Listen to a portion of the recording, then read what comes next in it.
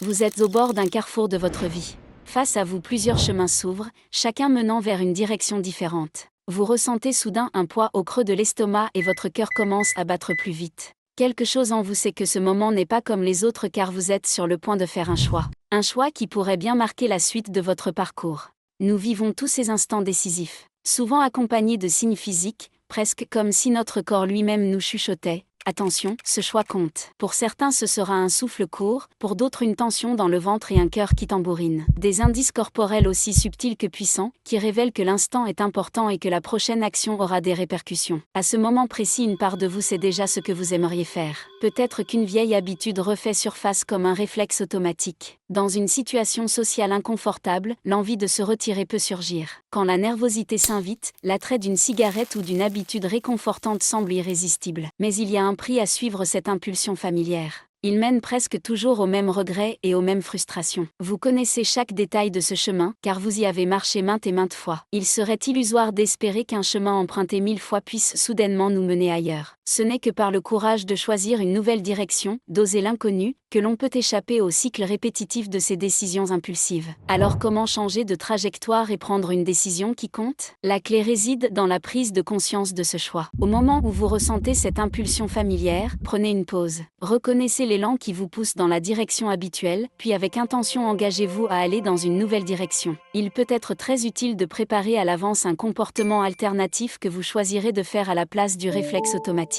Envisagez cette autre action comme un projet en soi, un chemin que vous défrichez avec chaque décision. Ce changement peut sembler inconfortable voire même étrange. Aller à l'encontre de ses habitudes, c'est un peu comme entraîner un muscle qui n'a jamais travaillé. Mohamed Ali avait l'habitude de dire qu'il ne commençait à compter ses répétitions que lorsque cela commençait à faire mal. Car c'est là que le vrai travail commence. Donc chaque moment de choix est une opportunité de bâtir quelque chose de différent en vous, de sortir des schémas qui vous retiennent. En apprenant à écouter et à respecter ces sensations physiques, vous pouvez transformer votre vie. Alors la prochaine fois que vous vous retrouverez face à un de ces choix importants, choisirez-vous de suivre le chemin habituel ou d'en explorer un nouveau?